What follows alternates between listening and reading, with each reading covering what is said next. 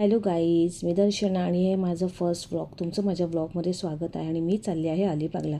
इकडे मी माझी bag ready करून ठेवली आहे आणि इकडे माझ्या क्रिस्टलला, माझ्या अनामिकाला, माझे 2 बच्चूंना आणि जाता जाता गोल्डीचं देखील मला दर्शन झालं. निघता क्षणी छत्रपती शिवाजी महाराजांचं दर्शन होताच मी थेट स्टेशनकडे जाण्यासाठी रवाना झाले. रस्त्यावरती कोणीच नसल्यामुळे मला थोडंसं भय वाटत होतं आणि निघता क्षणी मला एकही रिक्षा मिळाली नाही. शेवटी मला आमच्या गणूचं दर्शन झालं. गणूचं दर्शन झालं म्हणजे नक्कीच मला ऑटो मिळणार ह्याची खात्री होती आणि रिक्षा मला मिळाली देखील.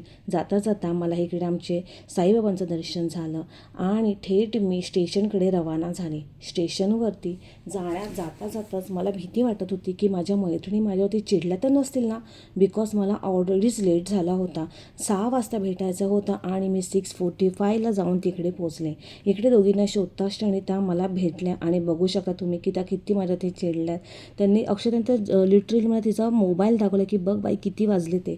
आम्ही वेळेचा विलंब न करता आम्ही थेट प्लॅटफॉर्मवरती जाण्यासाठी सज्ज झालो आणि इकडे तिकडे न बघता धावपळ करत करत करत करत फायनली आम्ही आमच्या प्लॅटफॉर्मवरती पोहोचण्याचा प्रयत्न केला आणि आम्हाला ट्रेन मिळाली देखील. ट्रेन मिळताच क्षणी आम्ही इकडे आमच्या पार्टनरचं वाट बघत होतो. ती म्हणजे आमची चौथी मैत्रीण जागृती. आणि फायनली ती जागा करत करत आली आणि तिला हाय बाय करता नंतर मॅडम आपल्या चालू झाल्या गॉसिपिंगसाठी आणि मी इकडे एकटी बसून त्यांचं ऐकते की काय बोलतात ते. जागृतीने इकडे चॉकलेट आणल्यावरती सगळं चॉकलेटची विभागती होताच मी माझं डेअरी मिल्क उचललं. रॅपर फोडता क्षणी माझं चॉकलेट खाली पडलं आणि हे आले इकडे क्लिप्स आणि रबर. इकडे मी 2 रबरची शॉपिंग केली आणि म्हटलं चला आलं आपलं स्टेशन, उतरूया. आणि इकडे आम्ही उतरलो. हे आहे आपलं CST स्टेशन. आता CST स्टेशनवरून गेटवे ऑफ इंडियाला जाण्यासाठी आपल्याला 30 रुपीज फेअर असं आकारण्यात येतं. त्यासाठी आपल्याला टॅक्सी शोधावी लागते. ह्या तिघीजणीच टॅक्सी शोधेपर्यंत मी माझं इकडे रील बनवून घेतलं आणि छानपैकी मुंबई सकाळची कशी दिसते अशी स्वप्न नगरी आपली तिचं मी दर्शन केलं आणि मग फायनली आम्हाला टॅक्सी मिळाली. सकाळी गर्दी नसल्यामुळे, रहदळ नसल्यामुळे आम्ही जवळ जेमतेम 10 मिनटामध्ये अगदी गेटवे ऑफ इंडियाला पोहोचण्याचा प्रयत्न केला आणि तो आमचा प्रयत्न यशस्वी झाला. मुंबई शांत होती आणि इकडे बघाल तर एवढी भली मोठी लाईन होती. आम्हाला तर काही कळलंच नाही लाईन कसली आहे ते, कारण का आम्ही तिकीट देखील काढलं नव्हतं. नंतर कळलं की ही लाईन आहे बोटसाठी. आणि बघाल तुम्ही इकडे किती मोठी लाईन आहे. इकडे अक्षरशः 2 वेळा चेकिंग केली जाते. ही आहे चेकिंगची लाईन. इकडनं तुम्ही चेकिंग केल्याच्या नंतर तुम्हाला तुमच्या बॅग्स, तुमचे सूटकेस, जे पण तुमच्याकडे काय सामान आहे त्याची देखील तुमची चेकिंग केली जाते. ही चेकिंगची लाईनमध्ये देखील हे लोकांची मजा मस्ती चालीच होती. आणि इकडे माझ्या वस्तूंची चेकिंग झाल्याच्या नंतर आम्ही चौघीजणी थेट निघालो ते म्हणजे बोटीसाठी. ही बघा, ह्या बोटीसाठी तुम्हाला गेटवे ऑफ इंडियाच्या लेफ्ट साईडलाच तिकडे लाईन लागलेल्या असतात. तिकडे देखील आम्हाला माहीत नव्हतं की नक्की कुठे लाईन लागायची, त्यामुळे पुन्हा एकदा धावपळ होत आणि गर्दीमध्ये देखील यांची मजा मस्ती ही चालूच होती. आणि आम्हाला देवाच्या कृपेने मालदार बोट आम्ही बुक केली होती आणि ती मिळाली. पण आमच्याकडे तिकीट नसल्यामुळे आम्हाला जागा कुठेच मिळत नव्हती. आम्ही नॉन-AC पण ट्राय केलं पण ती पण ऑलरेडी एकदम भरलेली होती. मग नंतर आम्ही म्हटलं की आता अरे बापरे आता करायचं काय. मग आम्ही AC ट्राय केलं आणि AC देवाच्या कृपेने आम्हाला जागा मिळाली. जागा करत करत आम्ही आमच्या सीटवरती बसलो. बॅगा वगैरे ठेवून ऑलरेडीच लोकांनी रिझर्व केलं होतं बिकॉज त्यांची बुकिंग होती. आमची तर बुकिंग पण नव्हती, तरी पण एक काकाने आम्हाला ॲडजस्टमेंट करून 4 तिकीट आम्हाला काढून दिले. आणि ही बघा, ही आहे आपली ऑनलाईन साईट. तुम्ही इथे ऑनलाईन साईटवरती बुकिंग करू शकता. आम्ही ह्या संधीचा फायदा घेताच येतानाचे तिकीट आम्ही ऑलरेडी बुक करून घेतले. जातानाचे फेअर होते 285 रुपीज ACचे आणि ऑनलाईन तुम्ही बुक केलं तर फक्त तुम्हाला 20 रुपीज एक्स्ट्रा पे करावे लागतात. बाहेर येऊन आम्ही हे दृश्याचा नजारा कैद केला.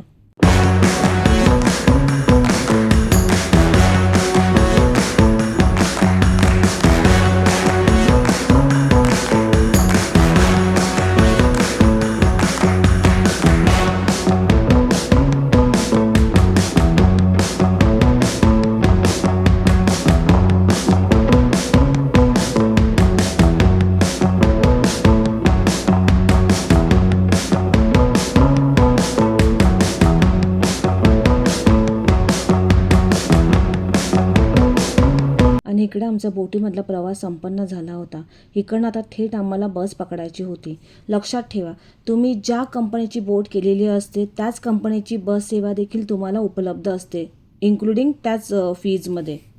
बोट सोडल्यापासून बसस्टॉपवरती जाण्यासाठी देखील खूप गर्दी असते. 10 मिनिटाचा कालावधी लागतो आणि ह्या त्यासाठी धावपळ करत आहेत. त्यानंतर तुम्हाला इकडे बोटपासून बसस्टॉपवरती जाण्यासाठी अशा 2 प्रकारच्या व्हॅन देखील उपलब्ध असतात. एक जाण्यासाठी आणि एक येण्यासाठी. ही बघा, ही आहे ती व्हॅन. ह्याने तुम्ही बसस्टॉपवरतीही जाऊ शकता आणि बसस्टॉपवरून बोट्सच्या इकडे पण तुम्ही येऊ शकता. इकडे तुम्ही बघाल तर इकडे पुन्हा तुमची एकदा चेकिंग केली जाते, ती म्हणजे बससाठी जाण्यासाठी तुम्हाला ह्या रोमधनं जाऊन तुमचे बॅग्स आणि तुमच्या पूर्ण चेकिंग केली जाते. बससाठी पण एवढी गर्दी होती की ह्या लोकांना परत धावावे लागलं. धावता धावता आम्हाला मॅरेथॉनची आठवण आली.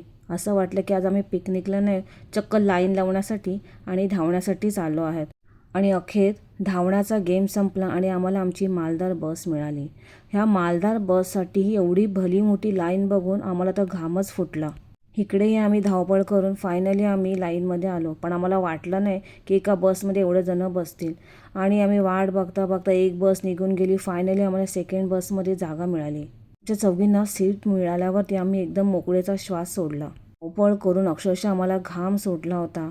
देवा, काही गर्दी आणि काय हा प्रकार देवा, आम्ही कधी पाहिलंच नव्हतं की एवढी धावपळ करावी लागेल. आम्ही अक्षरशः थकून गेलो.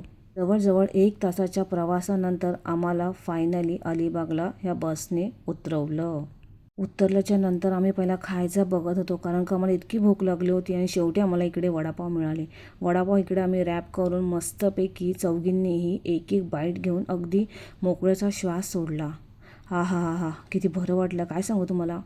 अलिबागवरून आम्हाला नागावला बीचवर जायचं होतं आणि ह्या ऑटोवाल्याने आम्हाला 500 रुपये सांगितले आणि रिक्षावाले काकाने आम्हाला 300 रुपयामध्ये अगदी मस्तपैकी सुटसुटीत हवेमध्ये आम्हाला पोचवण्याचा निर्णय घेतला. आणि मग आम्ही इकडे मस्त काकांशी गप्पा गोष्टी केल्या, आजूबाजूच्या परिसराविषयी माहिती जाणून घेतली की इकडे केव्हा गर्दी असते वगैरे. आणि अशा गप्पा मारता मारता फायनली काकाने आम्हाला आमच्या रिसॉर्टवरती आणलं. आणि आम्ही इकडे काकांचा नंबर घेऊन ठेवला की परत आम्हाला जाताना रिक्षा मिळेल की नाही मिळेल ह्याबद्दल आम्हाला शंका होती. म्हणून त्यांचा नंबर घेतला आणि आमचं मधुसूदन बीच रिसॉर्ट इथे आम्ही आलो. आणि हे बघा, हे आहे आमचं रिसॉर्ट.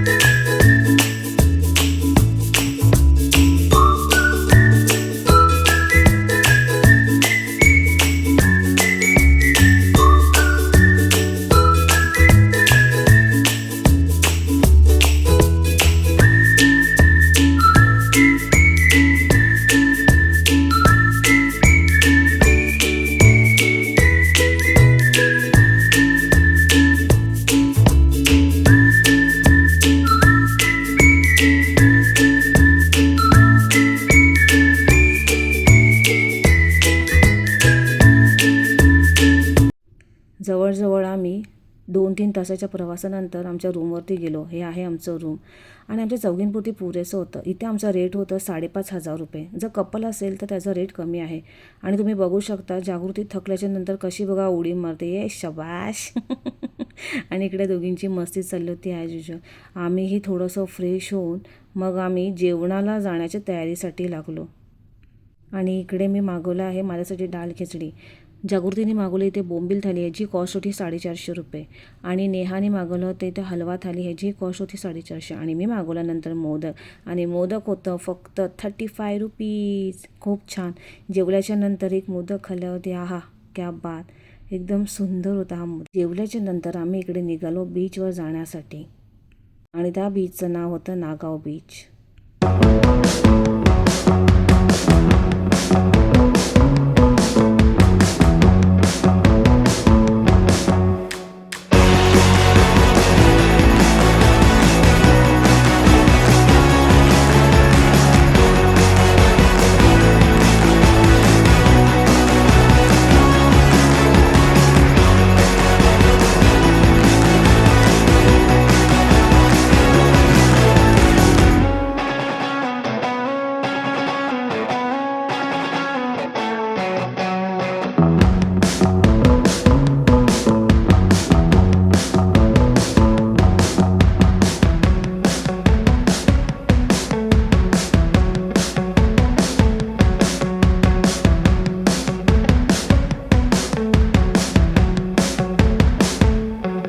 मला इकडे पॅरासेलिंग राईड करायची होती, पण काही कारणास्तव 2 तास झाले तरीही ती बोट इकडे आली नाही किनाऱ्यावर. त्यामुळे नाईलाजाने मला ती राईड कॅन्सल करावी लागली. आणि मग आम्ही इकडे चौघीही मस्तपैकी एन्जॉय केलं, रील्स बनवल्या, फोटो काढल्या. आपापल्या फॅमिलीला कॉल करून, व्हिडिओ कॉल करून सर्वांना दृश्य दाखवले कसं काय आहे बीच बघा. आणि ह्या चौघीने ॲज युज्युअल छोटाच बनल्या होत्या एकदम. त्यांनी अक्षरशः इकडे पेप्सी खात माझ्या व्हिडिओमध्ये मजा मस्ती करण्याचा प्रयत्न केला. नेहा इकडे बोलते, बघा तुम्हाला पाहिजे का, काला कट्टा आहे हा, खूपच छान लागतो वगैरे. त्यानंतर मी पूलमध्ये उतरून त्या दोघींनाही पूलमध्ये घेतलं आणि इकडे आम्ही मजा मस्ती करत होतो. आम्ही समुद्राच्या पाण्यामध्ये भिजलो नाहीत. म्हटलं आपलं आहे ना स्विमिंग पूल, तर चला आपण तिकडेच एन्जॉय करूया.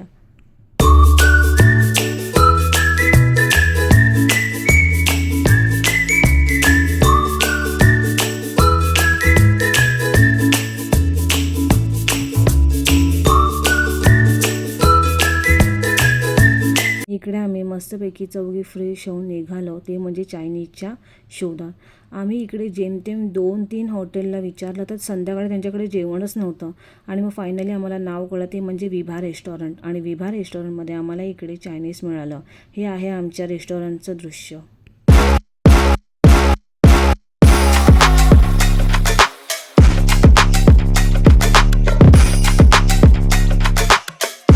आणि फायनली आमचं इकडे वेट संपल्याने आमच्या इकडे आले आहेत शेजवान फ्राईड नूडल्स. आणि हे खाता क्षणी आम्ही एक दुसरी पण डिश ऑर्डर केली, ती म्हणजे फ्रेंच पेरी पेरी फ्राईज. ते खाऊन आम्ही मस्तपैकी झोपलो. त्या दिवशी आम्ही सकाळी उठलो आणि म्हटलं चला दोघींनाही उठवूया. ह्या दोघी तर उठायचं नावच घेत नव्हत्या, कशाबशा उठल्याने इकडे आम्ही तयारी करून आम्ही चाललं होतं आमचं ब्रेकफास्ट करायला. ब्रेकफास्ट हे आमच्या पॅकेजमध्येच इन्क्लूड होतं.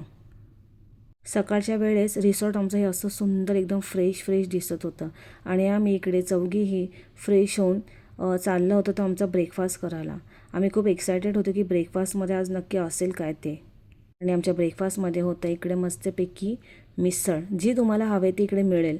तर मी आता म्हटलं चला खाऊन बघूया मिसळ कशी आहे ते. आणि मी मिसळ खाता क्षणी म्हटलं वा, छान झणझणीत होतं, अगदी मस्त, नाकातनं पाणी येईल इतकं ते तिखट होतं. जागृती, नेहा ह्यांनी देखील खाऊन बघितलं तर त्यांनाही खूप आवडली. आणि अक्षतालाचा काय प्रश्नच नाही, अक्षताला काही द्या ती खाते. त्यानंतर आम्ही इकडे चहा मागवली.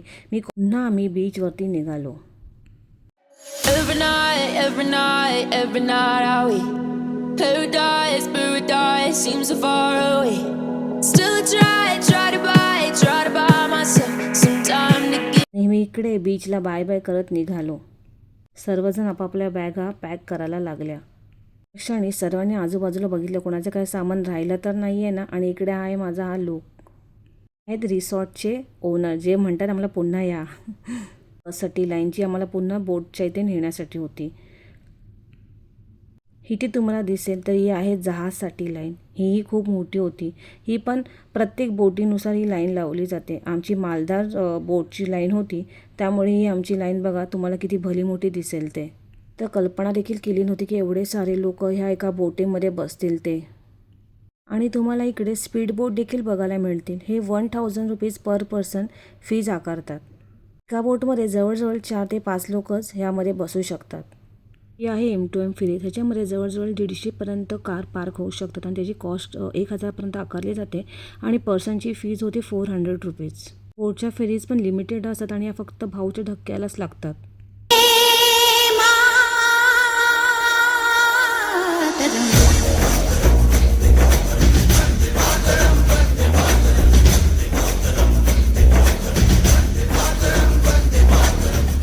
स्पीड बोटवरती तिरंगा बघून खूपच छान वाटलं, पण हे बघता क्षणी अक्षरशः तळपायाच्या मस्तकात गेली. काय म्हणायचं हा लोकांचा बावळटपणा, इकडे पण कचरा करतात, काय बोलायचं.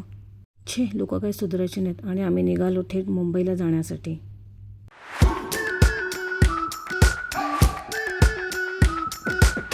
We've been waiting for so long. We've been waiting for this time to begin. We ain't getting any older. I kind of feel a little younger. इकडे काकांनी आमची तिकीट वगैरे चेक करून गेले पुढे. आणि हो, इकडे सर्वत्र 5-5 रुपयांनी महाग आहेत वस्तू बरं का. बोटमधून उतरल्याच्या नंतर आम्हाला CST स्टेशनला जाण्यासाठी कुठे टॅक्सीच मिळत नव्हती. आणि एवढी गर्दी बघून तर बाप रे, म्हटलं आता काय खरं नाही आहे. आम्ही या गर्दीतनं कसा बसता रस्ता काढत फायनली एक टॅक्सी मिळून आम्ही स्टेशनला पोचलो आणि आमची ट्रेनही लागली होती. तर आम्ही ट्रेनमध्ये बसून थेट आमच्या ठाण्याला निघालो आणि आम्ही फायनली आमच्या ठाण्यामध्ये प्रवेश केला. ठाण्यामध्ये येता क्षणी इतका आनंद होतो की काय सांगू. आणि मग नंतर इकडे आम्ही ऑटोसाठी लाईन लावली घरी जाण्यासाठी.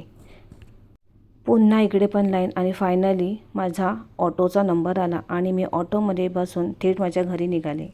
घरी येता क्षणी माझ्या डॉगने माझं अक्षरशः स्वागत केलं की ताई तू कुठे होतीस 2 दिवस. अगदी तो उचल करत होता. आणि त्यानंतर मी माझ्या कॅट्स लोकांनाही भेटला. गोल्डी तर माझ्यावरती रागवलंच होता की भाई कुठे गेली होती तू 2 दिवस आम्हाला टाकून. ते मस्त फ्रेश होऊन मी माझ्या आईच्या हातचं जेवण जेवून माझ्या व्लॉगची सांगता करते. जर तुम्हाला माझा व्लॉग आवडला असेल तर प्लीज माझ्या चॅनलला सबस्क्राईब करा, लाईक करा, हिट बटनवरती क्लिक करा. बाय. भेटूया त्या नेक्स्ट व्लॉगमध्ये.